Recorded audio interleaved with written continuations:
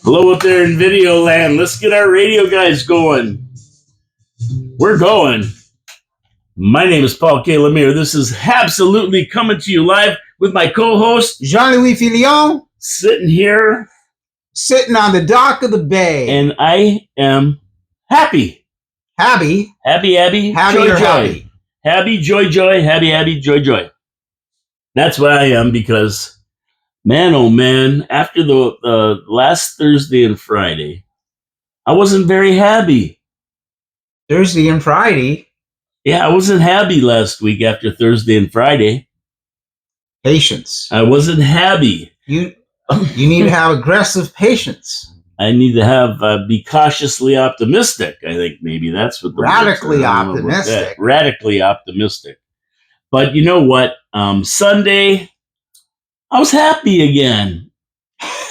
And last night, I threw myself out in the front lawn in the snow. Snow? Yeah, well, I should have been at your house. I'm just making that up. I should have been at your house if there was snow. I was making that up. But I was very happy that I didn't throw myself off the front porch on the front lawn. No, you jumped in the pool probably with Drew Deeks. Oh, yeah. It was a pool. It was a jump pool moment. Party. So the weekend started out bad with that. But then we came back big in the last two games against Florida. And John and I were just talking about this. They may be the biggest two games of our year.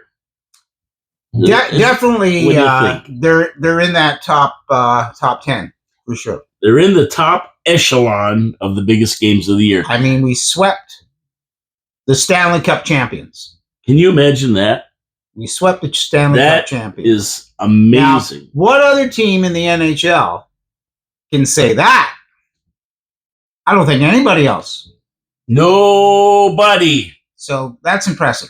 That was impressive, those two wins. And we're going to talk about the games. But to me, these games were not only wins, they were 4-point wins because most of the teams that we are up against to get into the playoffs and keep that wild card position will go into Florida or play against Florida, and they're probably going to lose. So these games, I mean, we looked at the Philly game and we're a bit disappointed there because we should have won that. I mean, that's a should-win game we talked about. But at the end of the day, these games were probably more important than the Philly game. Well, after losing the Philadelphia game, these games became extremely important because most likely we thought Florida was going to say, okay, you got away with 2. Now we're going to even up the series. But we swept the series. So it's a big bonus for us.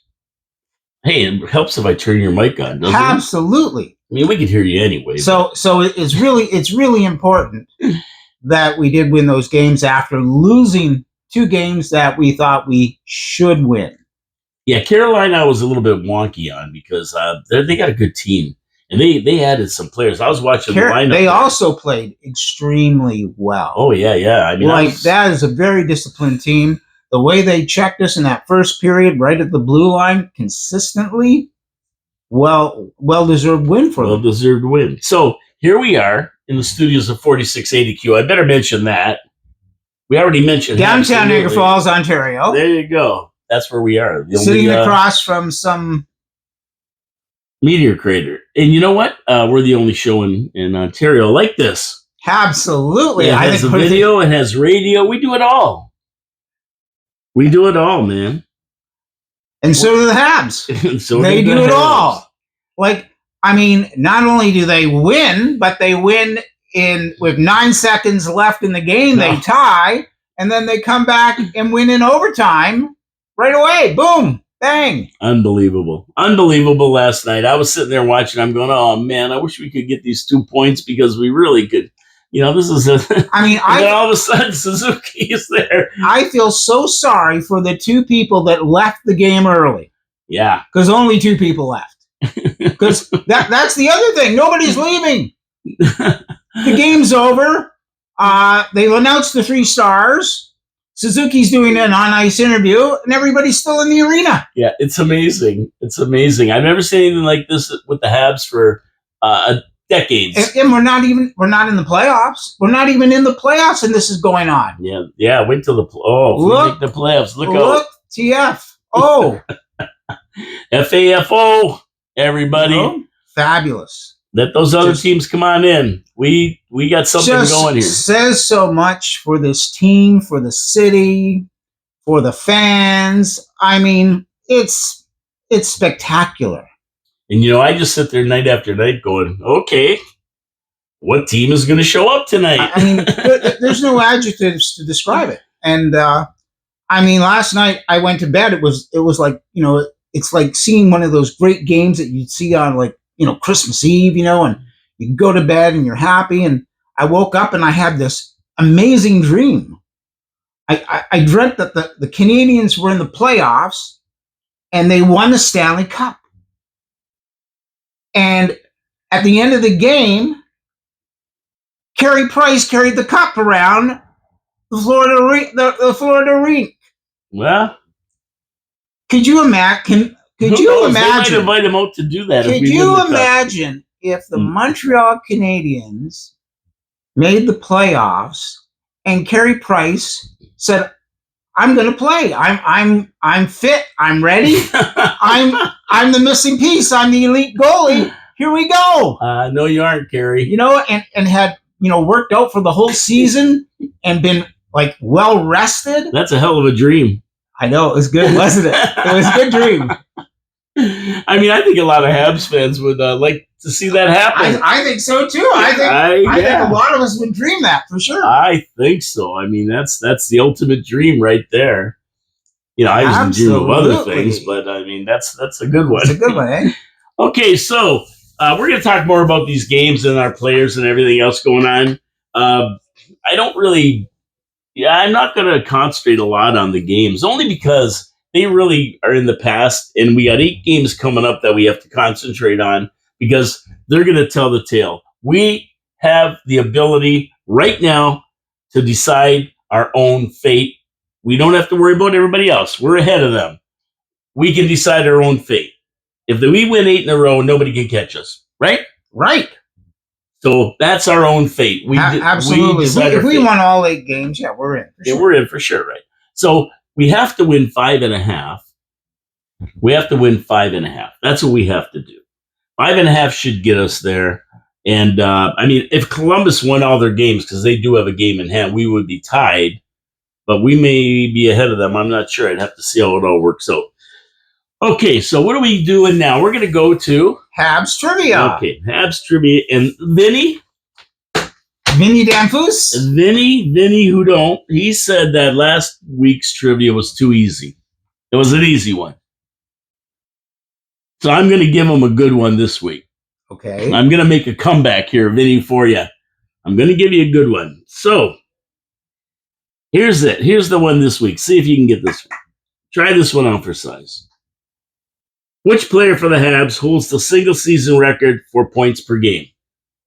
Points per game. And I'm going to give you 4 choices here, Vinny and John. Points per game. Frank Mahovlich. Jean Beliveau. I love Frank. I mean, what a great player, And he did it his way. Jean Beliveau. Le Gros Bill. Fabulous player. I mean, without a doubt, he probably encompasses everything of value about the Montreal Canadiens. Nuzi Lalonde. Probably played it in the 20s, I guess. Lalonde. He was back in the old days. Back in the days. And Guy Lafleur. I mean, the obvious choice to me. As soon as you said the category, the question, the flower popped up into my head. Well, see, now it was kind of like Carey Price being in my brain. Now, see, I'm playing games with Vinny here because I said it's going to be hard, and it could be hard. So, Vinny, it could be very hard. Guy Lafleur would make it really easy, wouldn't he? Because Guy Lafleur. I mean, he put more points up probably than Le Gros Bill. Yeah. For his career, whether he had more points per game is questionable. Frank, I don't think he really played enough, and I don't think he was as productive as that. He wasn't as prolific. Suzi Lalonde, I don't know his numbers.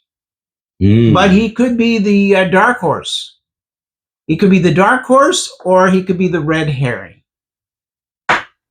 What do you think, Vinny? Dark horse or red herring? Claude LeMay, all you guys that are watching. So we'll go again. Which player for the Habs holds the single season record for points per game? Frank Mahovlich, Jean Beliveau, Suzi Lalonde, or Guy Lafleur?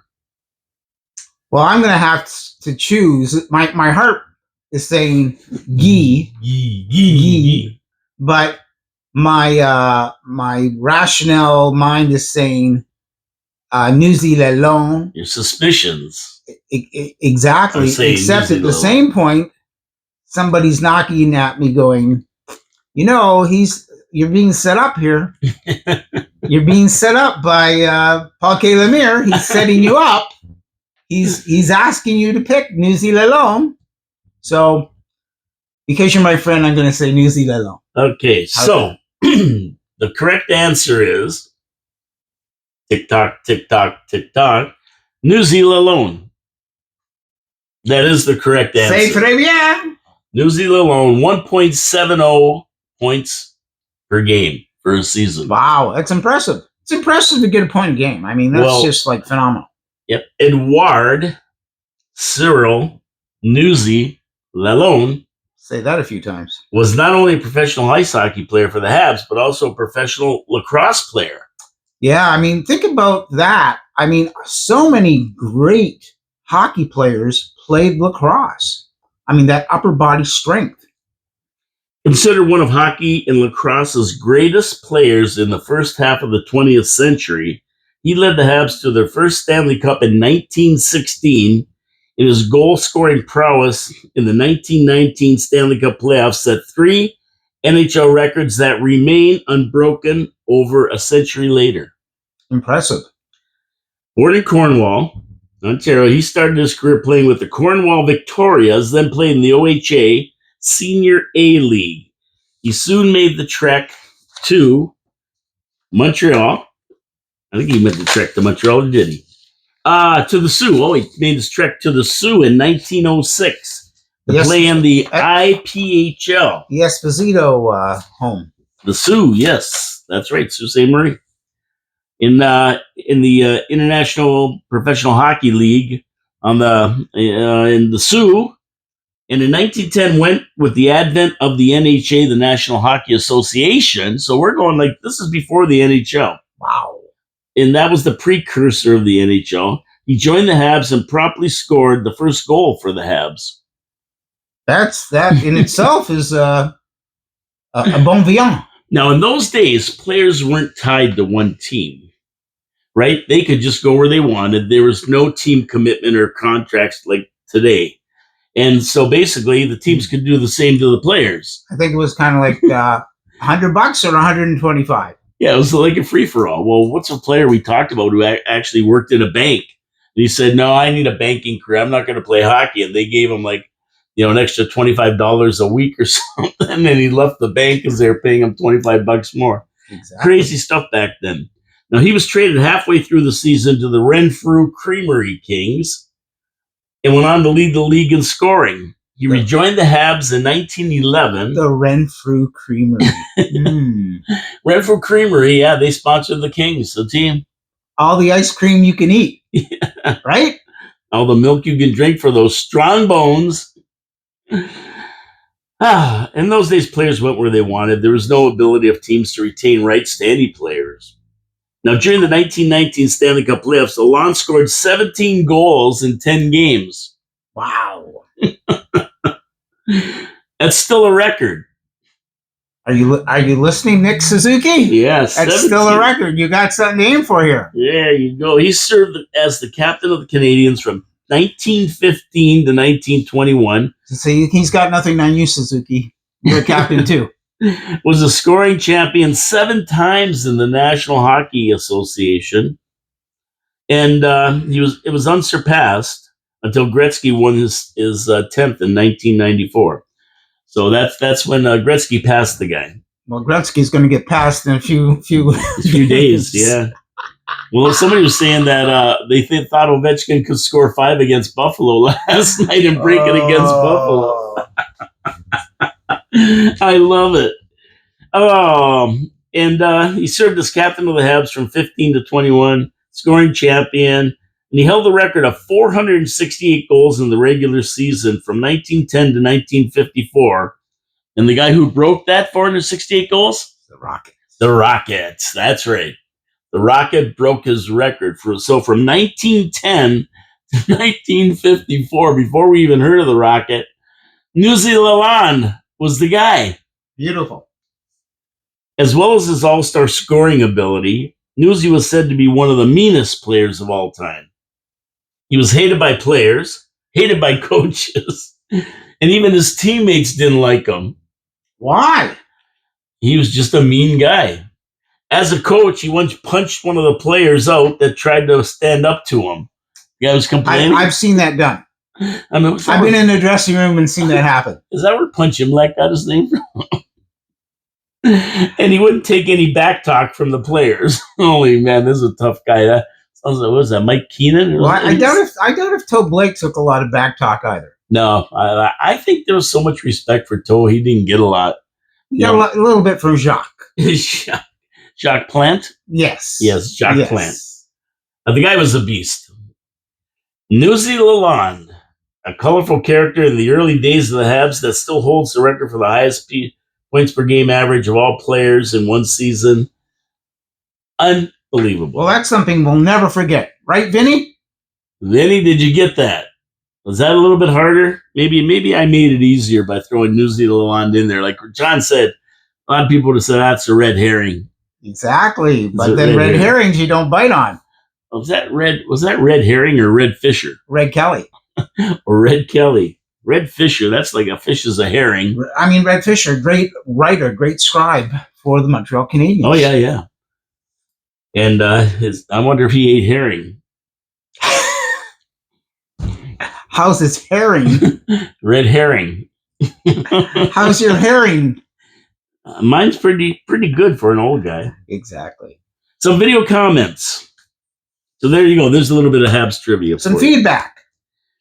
Kirk Muller for Stefan Richer. Trivia is too easy this week. Another fun fact about the Cup win in '93. So Vinny's going to give us a fun fact, and I love that. Thank you, Vinny. I appreciate that. Merci.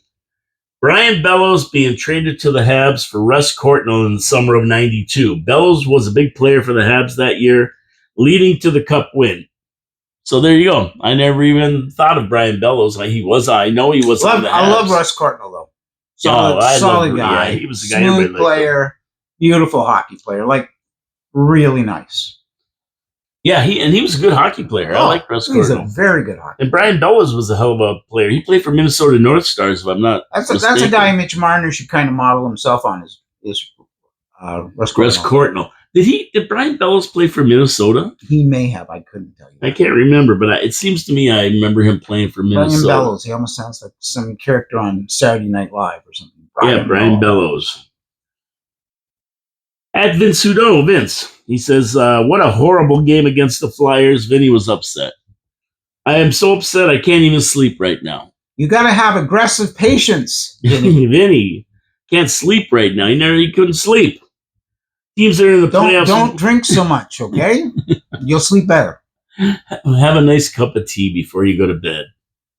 And a cookie. A cookie. That helps you sleep. Teams that are in the playoffs wildcard spot don't play like this against non-playoff teams. Well, Vinny, I agree with you. I don't know what happened there. That game was brutal. I mean, that's the beauty of the NHL. We played Philadelphia. I think Torts had been fired. I was worried about that. And you should be. I posted that on the Habs forum there, the Habs pages, that, whenever a coach gets fired, especially one that maybe the players don't like that much, they come out firing because they want to prove, number one, that it was his fault they were losing, and number two, just to rub it in his face. And and we had to play them. I wish they would have fired them after the game. Exactly. We probably would have won. A shakeup works wonders. It does for at least one game. We play them again, so we'll see if they have the motivation to beat us again next time. Well, or we'll see if we have the motivation to beat them. Well, I think we're going to beat them next time. It was just that one weird thing, and it was a terrible game. So, Vinny, I'm with you. I feel you, Vinny. I hear you, Vinny. Believe me. So, Vinny, have a tea in that, and now you don't have to worry about sleeping. You can rest assured that we're holding on to the last playoff spot by 2 points, and we're probably going to stay there until we actually start the playoffs in about 8 games. By the skin of our teeth. Yep. It was a stinker, Vinny. That's all I can say. At Vince Odo, another one. Surprise. We had another comment from some guy trying to sell us something, some weird thing. Huge win yesterday afternoon in Florida. They put this on Monday, I guess. Mm-hmm. If they beat the Panthers again on Tuesday, we should be back in the driver's seat. The following games have a lot of teams that we can beat if we bring our A game. Yes, Vince, you are right, and we brought our A game last night and proved that we can beat them again and sweep them for the season series. And, I always look and say, which Habs team is going to show up? If last night's team shows up, we're going to win 8 in a row. If the Philly team shows up, we might have a hard time holding on to that spot. But I these guys, if you listen to Suzuki after the game talk, right? Yes. He told you exactly what's going on in that dressing room. We're here to win. And that's their attitude, and you saw it happen. So that's all I can say. What an amazing game. I mean, you're playing NHL hockey, the score is 2-1. But you're you're in the game all the way through. Okay? So it's really anybody's game. That's what you want. You want a competitive game. And you want to put yourself in a position to win. A lot of key points to me in that final minute. I mean, number one is you never give up. You never give up. True enough. So Patrick Laine, he ices the puck. Not really the position you want to put your team in with 30 seconds left in the game, something like that. But you never give up. So Nick Suzuki is out there. Not a bad face-off guy. He's about 51%, I think, for the year. Obviously, the number one face-off man is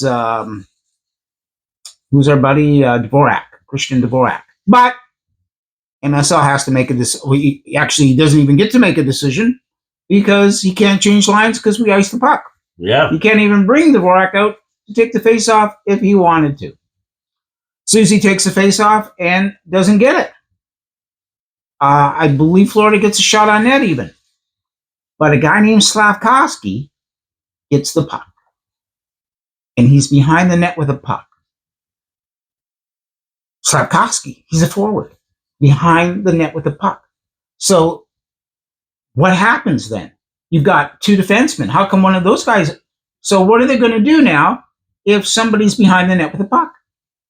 Well, if you're Lane Hutson and you're a rookie, but you have some great hockey sense, which makes him... He has the hockey sense of an elite player. He knows enough to jump and go skating down the boards, down the wall. So he moves away. He gives Slav an opportunity to make a pass. And at the same time, another elite center for the Habs, a guy named Suzi, he decides to go down the other side. And he goes down the weak side. So he's not really drawing a lot of attention.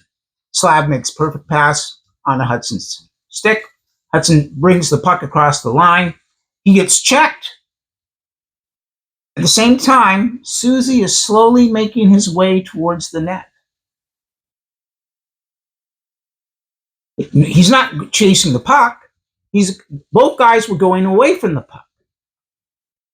When you watch hockey, and especially if you watch like beer league hockey, or you watch kids learning how to play hockey. Generally, you see a scrum of players all going after the puck. Maybe one kid is out there and he's kind of waiting for the puck to jump out or whatever. And basically, that's what the Habs were doing. The Habs were like, we know that if we all go for the puck, we're not going to be successful.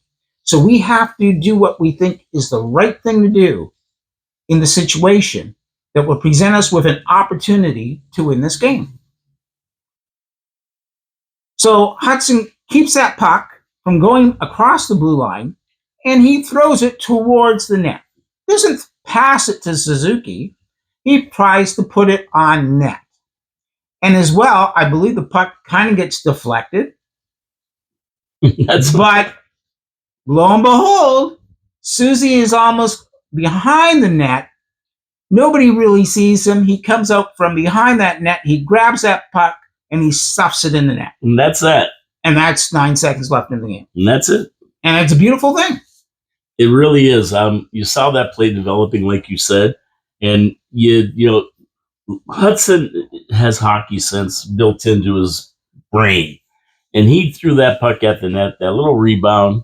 And we talked last week about how Hutson on a day off, what does he do? He goes to the ice. He goes to the rink and he continues to practice. And that's how you develop hockey skill and hockey sense. It was just amazing. So, it was just amazing. So it says so much for the fact that we had these two elite players who knew enough as to what they should do, giving themselves an opportunity that if everything went right, they could win, or they could tie this game up, they could convert, they could score a goal. And that's so important for a team to be successful, to do the right thing. Yeah. And Slavkovsky, you've got to remember, he did the right thing as well. Slavkovsky is not developing maybe as quickly as Hutson, but he's there. Believe me, he is there. He just turned 21. He is elite. And again, I mean, you've got those three guys. I can't wait to see the kind of hockey they are going to be producing 5 years from now. It's going to be crazy. It should be when they're in their prime. Off the wall.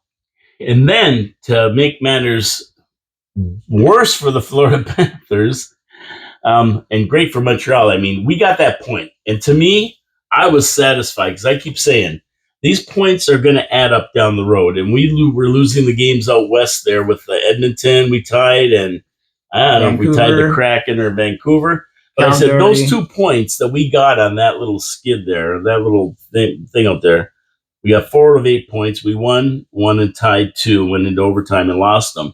They're going to come in handy, and right now we're ahead by those 2 points. Now, Suzuki goes into overtime, and we've been having a tough time in overtime. We've been losing games in overtime, but we get the point. So I'm going, oh boy, let's see what's going to happen. We win the faceoff right away, and we got the puck. I couldn't believe it. Well, again, though, we start that overtime period with Dvorak. That's right. Suzuki and Hutson. Yeah.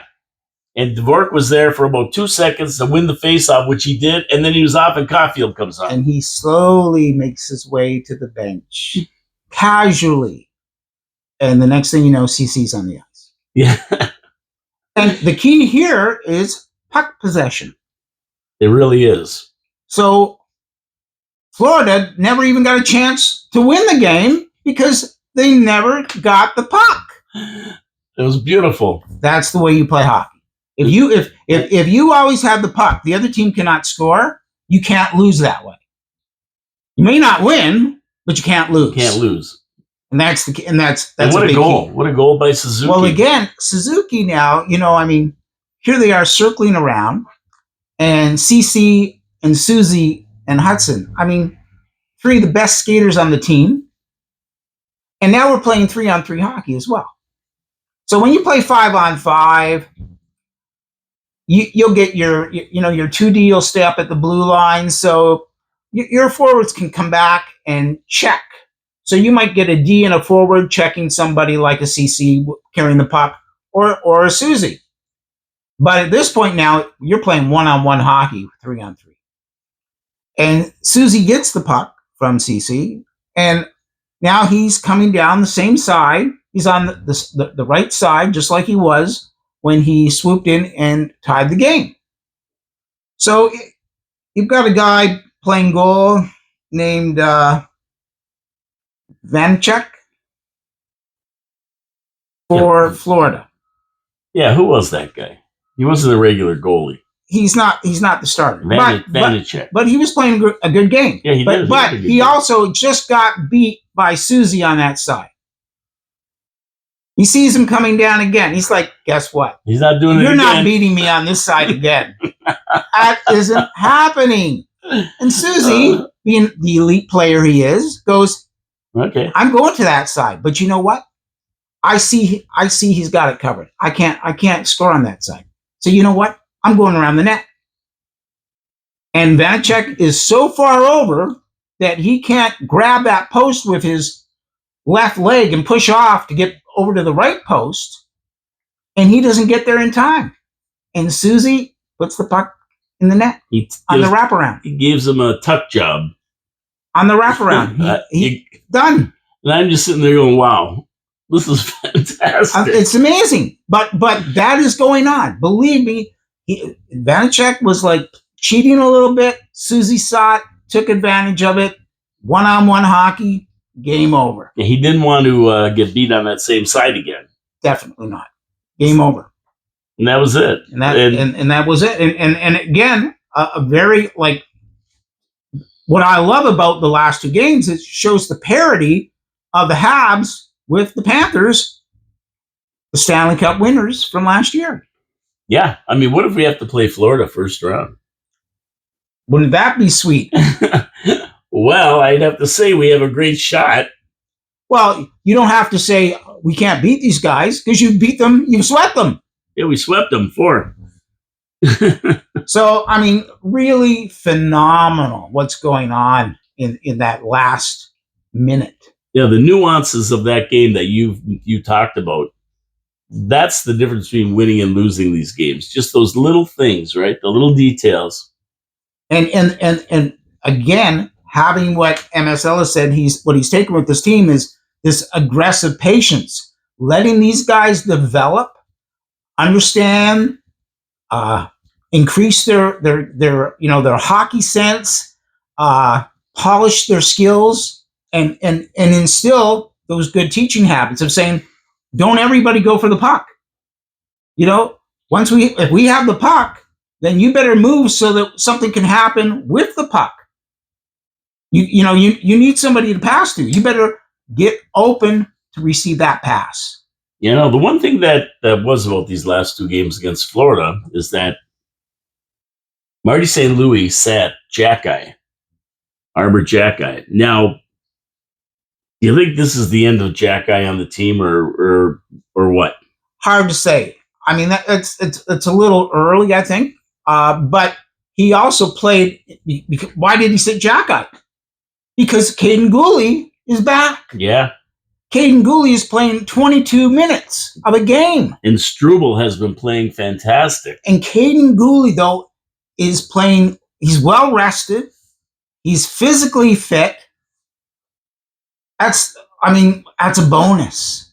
That's a bonus. It really is. And so, Gooley is going out there and he's playing with Hutson.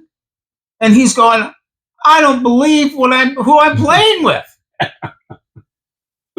Yeah, absolutely. He goes, Lane Hutson has already so much more further developed since 2 months ago when I played with him.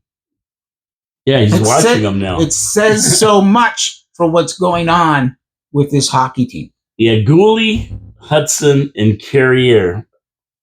Those guys, right? Those 3 right there are Gooley back, Hutson, of course, all year, but what a player. And Carrier, I mean, that pickup was fantastic in December. We picked him up, I think. I mean, that really, really made our defense what it is now. And they're playing some good hockey. And Sammy, of course, we got to give Sammy credit too. He's been playing a heck of a game. He made stops that were so critical to winning that game yesterday. He made those stops. We always say It's not how many stops you make. It's the ones that are made at the right time to keep the game from getting away. And he did that. It was 2-1. The game never got away, and Sammy made some great stops to be able to do that. He's been holding up his end. Absolutely. I mean, I'm going to go back to Suzuki first. So Suzuki is having an amazing year. Yeah, he's what, 70? So he's going to go a point a game for sure. He's 79 points or something right now. First of all, what I love about Suzi is for the last 4 seasons, and probably the last 5 because it was a short season during COVID, he's played every game. Yeah, he hasn't missed a game, I don't think. I think he's played every game. He's like a friggin' Iron Man. Absolutely. He's our Dougie Jarvis. You know, he's our Robert Downey Jr. Like, amazing. Okay. He has 78 points right currently. Yeah. Last year he had 77 points. Yeah, he jumped up his thing, and he's going to be a point of play a game player for sure. He's got 10 more assists this year. He has fewer goals than he did last year. But let's go a little deeper with that. So with those goals, it turns out he's got less power play goals this year. So last year he had 12. This year he has 4. Difference, the differential, of course, is 8. And that's about the differential in his overall goal production. Okay? Who's picked up those power play goals? Patrick Laine. Absolutely. And that is a key. So we've got somebody still contributing there. Suzi, on the other hand, though, is contributing on 5-on-5 play. So the goals he's getting are on 5-on-5. And he scored some pretty big goals. I mean, the goals he gets are like huge goals a lot of times. It's important to be able to, so last year we're scoring, the power play now, we're scoring more goals, but also we're scoring more goals 5-on-5. Suzi has a plus minus. He's plus 12 this year. Amazing. He was minus 14, minus 13, minus 29 the 3 seasons before. That whole line's got to be plus.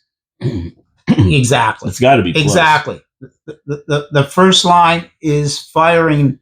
Not only are they contributing positively, but they are also not allowing goals against them. It's so key. So we're seeing a change. We're seeing positive change. We're seeing aggressive patience in action. There you go. Aggressive patience in action. Then you have a guy named Montembeault. Samuel Montembeault. He's making stops when we need him. For the last 3 seasons prior to this season, he played 38, 40, and 41 games. Yeah, almost like 40 average, right? 52, 53 he's played? He's 56. Wow. So he's played 16 more games this year than in the previous 3 averaged. Okay? He was 3.77, 3.42, 3.14. Always dropping in his save percentage, or his goals against average, sorry. He's 2.9 this year. That's good. So, as much as sometimes we will sit here, and I'm sure other people do as well, and criticize Samuel Montembeault is headed still in a positive direction. He's still climbing. He's still reaching at the ceiling. You think that has something to do with our D being a little bit better? It has everything to do with the collective play of this team. But bear in mind, Monty has played 16 more games than he has in the previous 3 years. That's it. That's a key. And then Lane Hutson. What are we going to say about Lane Hutson? We can't compare Lane Hutson because he's only played this season, really, except for 2 games last year. Rookie of the year. 63 assists. I think he's setting the record for most assists by a defenseman in their rookie season. Yeah, he's up there for sure. He probably set the record. I think there's a guy named Murphy, I think, that's ahead of him. Larry Murphy. But he's going to beat Larry Murphy. Yeah, he's going to take. He beat Chris Chelios the other day. He's only like a couple of points behind, 2 or 3 points behind Larry Murphy. Exactly. So. I mean, I think he scored 6 assists the last 2 games. Yeah, it's crazy. Well, he was the rookie of the year for the month of March, or rookie of the month for the month of March. With I think he had 15 points in March. So, I mean, we are seeing some elite hockey players developing for the Montreal Canadiens. And we still know that there's a guy named Reinbacher, who was a first overall draft. There's a guy named Demidov, who was a first overall draft. There's a lot of talk about Jacob Fowler right now wanting to come play professional hockey next year. Yeah, in Laval. They want him to go to Laval. He has 3 options. He could say, okay, I'm going to stay and play for Boston College again, or I want to become professional. And if he becomes professional, then it's a matter of whether he lands in Laval, which wouldn't really pay him a lot of money, or if he wants to play in the NHL. And that most likely, I think, is the path. And there is talk that we may see Jacob Fowler play 1 game out of those next 8 for the Montreal Canadiens, because his season at Boston College is over because they've been retired from their playoff. Yeah, so that'd be interesting.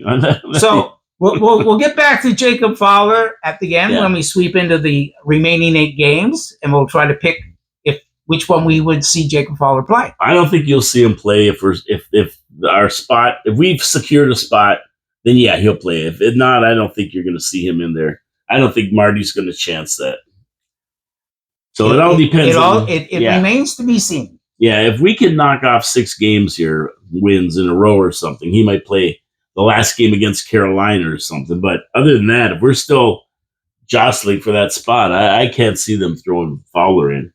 Put a pressure on the kid here. Oh, you got to win this game, or we're not going to make the playoffs. Yeah. Yeah, I think you are right on that. But at the same point, I think he wants to. If he wants to be professional, I think he has to play a game this year to get the kind of contract he'll want to sign next year. Oh, yeah. See, so I want to play too. I wonder if Marty has to let me play. So it's about exactly. I want a professional contract. It's all about the money.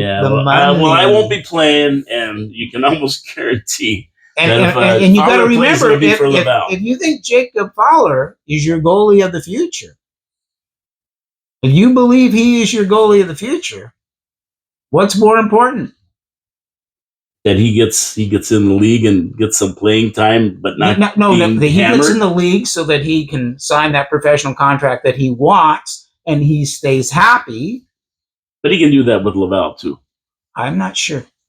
Yeah, he can do that. He can sign a professional contract with Laval. Okay. Well, he can. I mean, I just don't. Goaltenders take longer. I mean, you just can't throw the kid in this. I just don't see it. I mean, you could be right. Mm-hmm. The kid's supposed to be talented and everything else, but I just that's not usually the path we see for goaltenders. Yeah, I'm just saying, right? Yeah. There might be one goaltender here and there that can do that, but overall, that's usually not the path. Here's what I'm understanding. One thing is the Canadiens want to get him signed as quickly as possible. Yeah, okay, I agree because with that. Of the college provision that if 3 years have passed since draft day, player can go wherever they want. Yeah, they're going to sign him for sure. Okay, so they have to be aggressive in signing him. Yeah, they're going to sign him for sure. If he chooses to turn pro immediately, then he has 2 options. He could sign a pro tryout that would see him play in Laval for the rest of the season. But for Fowler, that option does not start his NHL entry-level contract. So if he just goes to Laval, he can sign a contract, but it doesn't start the entry-level contract, so it's unlikely that he would choose that route.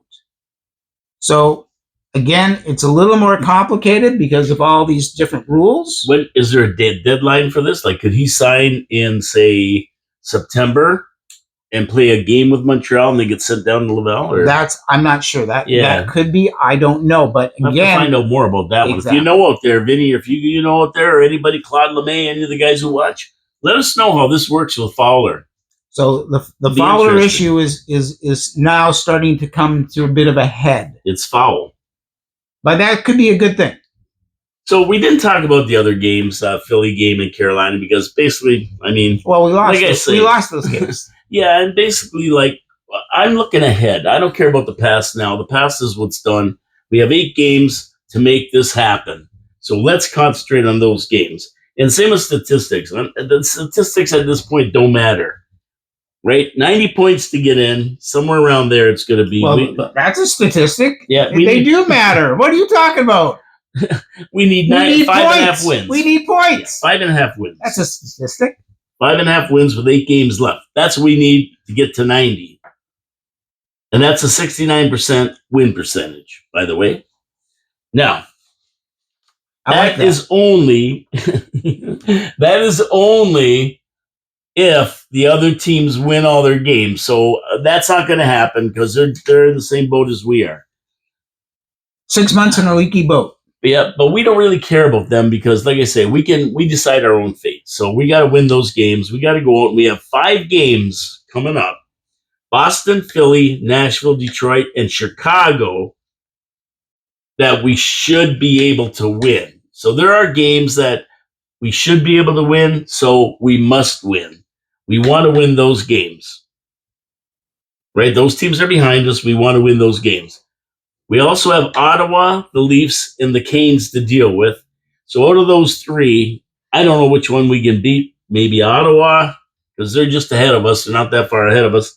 Leafs we could beat them. They're always a tough game. I mean, Leafs and Montreal, you can never predict what's going to happen. And of course, the Canes, well, we lost to them 4-1 like a week ago. So they're going to be tough too. But a lot of these games too depend on what these teams are trying to do. Are they trying to make a name for themselves and be spoilers? Are they vying for a higher spot in the standings? So there's a lot of dynamics going around, but we should win those 5, which means we need another half point.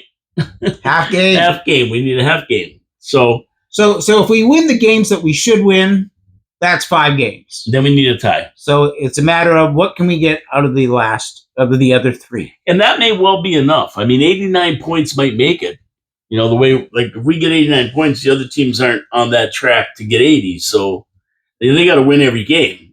So we're not, we're in a good position.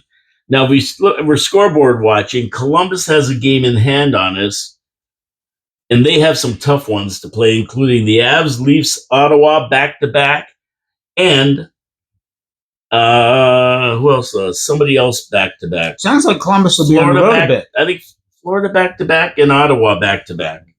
They have 2 back-to-back series going on. So they have a 1, 2, 3, 4, 5, 6 out of their last 9 games are tough games. We only have 3 out of our last 9 that are really tough games. Now, the Rangers are the other ones to watch. They're sitting 2 points behind, playing the Wild, tough team. Tampa, tough game. Islanders, who are in the same position as us, trying to get a playoff spot, tough.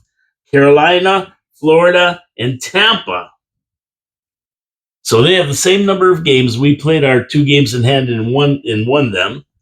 So they have 1, 2, 3, 4, 5, 6 of their last 8 games that are going to be tough games for them to win. So if you look at the teams that we're up against, we really have the schedule that allows us to take this thing. We have the opportunity. We really, really do. I think we have the easiest schedule of the 3 teams we're looking at worrying about. So it looks like we have the easiest path. So if you want to know our path to a playoff spot, there it is, right there. So at the end of the day, we have a 2-point lead on everybody else. They have to catch us. Columbus has 1 game in hand. They have to win that game in hand to catch up to us. I mean, there's no gimmies in the NHL. All the games are played on the ice, not on paper like I'm looking at right here. And especially at this time of year, there's dynamics that are working, like the coach getting fired and Philly coming out with a big game. that are you can't take into account when you're looking at what's left. But overall, I'd say we have the easiest path, and we got a good shot at making the dance. What do you think, John? Is that about it or what? Dance. Let's dance. Last 8 games to play. Of course, we talked about that. The Bruins. So we played Bruins on Thursday night. And I say we should win this one. In Montreal. Yeah, the Bruins they suck. They're bad. See Marchand. He looks so sad. He's skating around. His name wasn't even being called. He was a big shot in Boston. In Florida, he's just another one of the players. They have Barkov and all these other guys, right? And he's skating around, sad, falling down. He can't pull any of his antics. Nobody's paying attention to him. He looked like a lost dog. He's just hoping that he goes to the Stanley Cup final. Yeah. He's probably just hoping he goes back to Boston after this season. He's a UFA. Maybe they'll take him back. So Bruins, we should be able to win. They have nothing right now. They're done. And that's a game that we play at home. Yeah. We play the Flyers at home as well. Next game. Saturday night, probably. We lost last time out, but the same dynamics aren't going to be coming into play. We're not going to make the same mistake we did against them a few nights ago. We are going to win this game. So, if I'm now having talked about Monty playing 16 more games than he has last year, I got to believe we're going to see Monty quite often for the rest of the season. You think really he's going to play all these games? So they're going to give him a little rest? I think he's playing Boston. I think he's playing Philly. And I think in Nashville, we're playing Dobas. Yeah, Nashville's nothing. I mean, they have nothing. They're not any good neither. They're no better than we are. That's what I see. And then because that's a Saturday, Sunday, right? Yeah. Okay. So you got a Monty playing. You got Monty playing. Then you got Dobes against Nashville. Then we're back at home playing Detroit, and I'm putting Monty in again. Yeah, and I said that about that game. We are the better team, but they are pushing for a playoff spot. So that could be a weird game. Sens. It's always a tough game against the Sens. We'd like to beat them, but tough game against the Sens. I think we've got to win one of those games between Ottawa and Toronto. So we play a Friday, Saturday on the road. Okay? Yep. I don't want to wait until the last game to say I have to beat Carolina. No, me neither. That would be a nightmare. To be honest with you. We do not want that. Because I think that can sometimes cloud a bit of your it fogs out your brain a little bit, you're not thinking clearly sometimes. It puts a lot of pressure. You're not in the moment. But again, we're starting to see these players play well under pressure, because that's exactly what we saw last night with 30 seconds left in that game. They didn't let the pressure eat them up. But what I would I'd like to beat Ottawa or Toronto. Well, I think if we're going to beat anybody, it's going to be Ottawa. So there you go. So who would you play in that game? So then I'm playing Monty. Monty again? Okay. And then against Toronto, I'm going to play Dobes. Maybe Fowler. Against Chicago. That would be a good game to put Fowler in. If we're going to put him in and give him a game, that would be the one, because Chicago is dead last. They suck. I mean, we're not going to tell me how you really feel about the Blackhawks. They stink. And you know what? I think that if you're going to put a guy in like that, even Primo could come up and play that one. I mean, I don't think we're going to get a lot of resistance. Primo's playing really well. He is. For Laval. He is. People have been looking and saying, hey. But Chicago, I think that basically Chicago at home, I think that we're going to walk them, and I think we could put the Zamboni driver in that beat the Leafs. And then on Wednesday night, the final game is against Carolina. Let's wait and see how we shake out for the next 4 games before we call that. Okay. Well, I'm going to put Monty in against Chicago. If it's going to be between Monty and Dobish is going to play against the Leafs, you think? Or what do you think Monty's going to play against? Or does it depend on how we do against Ottawa? It depends how things shake out in Ottawa. Okay. That's fair. And the last game, of course, I think that's going to be Monty's. It could be, unless unless we've secured it, and they say give him a rest. Call a Fowler. Give Fowler a shot. And give him a rest. Yeah, give him it's a hard rest. to say. That'd be good because if we're going into the playoffs, and we know we are, we want Monty to be fresh and ready. I mean, look at Gooley. Look how well he's played, having rested, and we've been able to play him 21, 22 minutes a game. Yeah, he's going to come in handy in the playoffs. And you know what else? Well, we'll talk about that when we do the Le Troisième de la Semaine Dernière. Have you got your 3 stars? Yes, I do. I think they were almost established last night. The 3 stars from last night: Suzuki, Hutson, and Montembeault. Okay. I think that says everything about this team playing collectively and elite levels, and people stepping up and slowly, patiently, aggressively getting better this season. Yeah, we've seen that. You know, that's what we're seeing. We're seeing this team get better. It's making the step in the right direction, which is exactly what Ken Hughes, MSL, spoke about 82 games ago. Well, you know, when we got into the season in October, like I thought the Habs were going to be better, and I thought we were going to be shooting for the wild card spot, battling it out.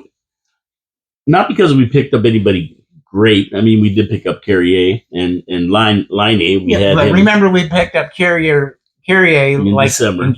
Late in the season. We picked up Line A in the summer, and he was injured. So I figured organically, just from this team playing, these young guys playing, they're going to be better this year, and it worked out that they are. And if we think this year is good, wait till next year and the year after that. And the year after that. Yeah. Exactly. When we get the other guys up.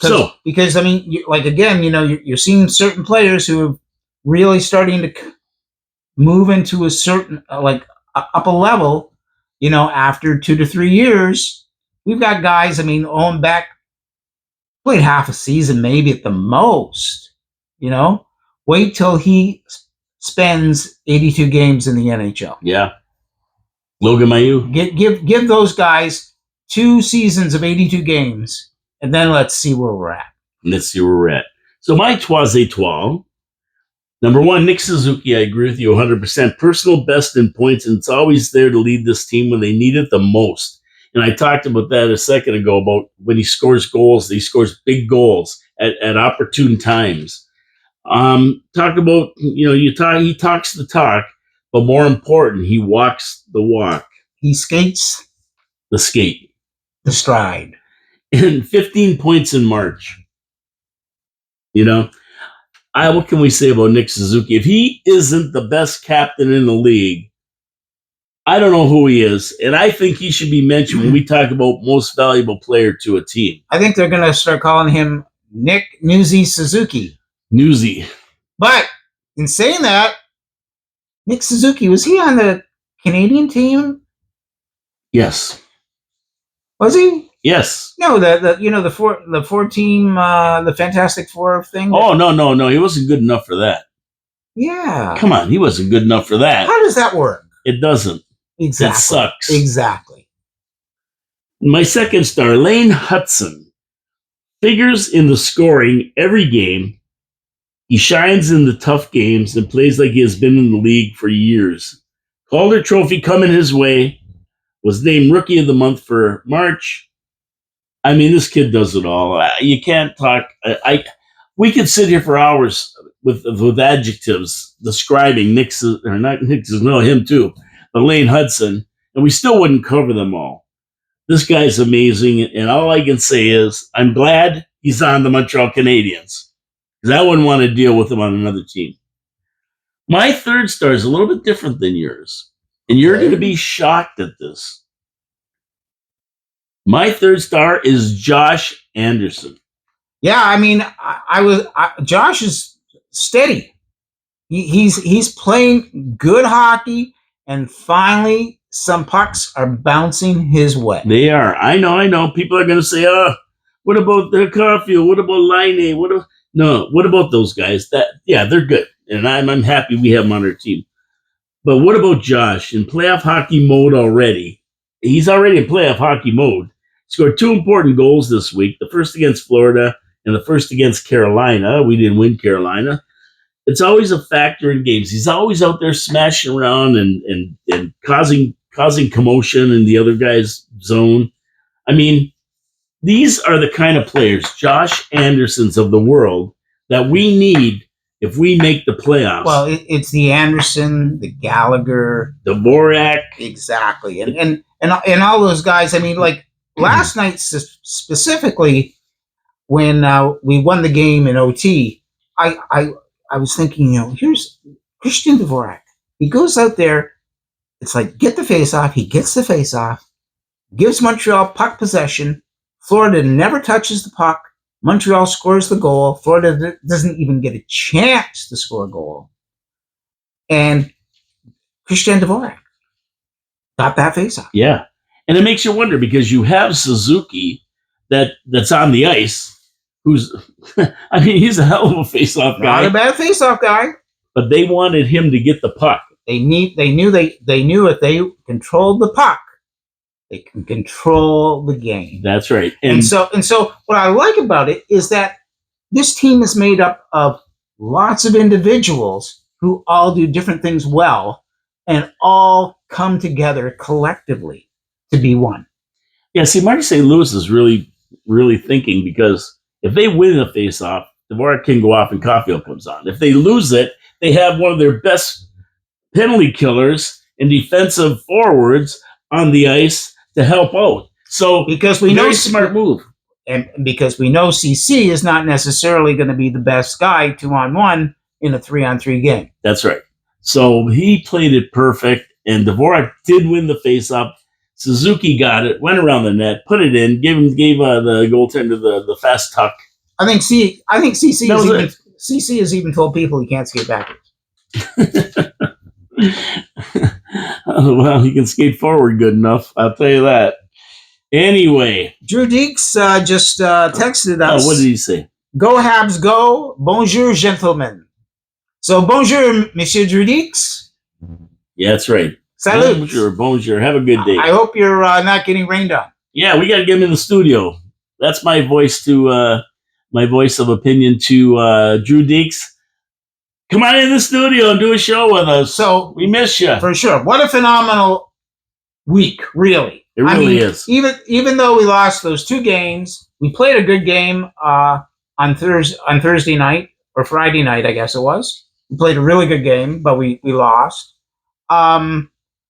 But we made up for it by saying, yeah, we're going against the Stanley Cup champions twice. What are we going to do?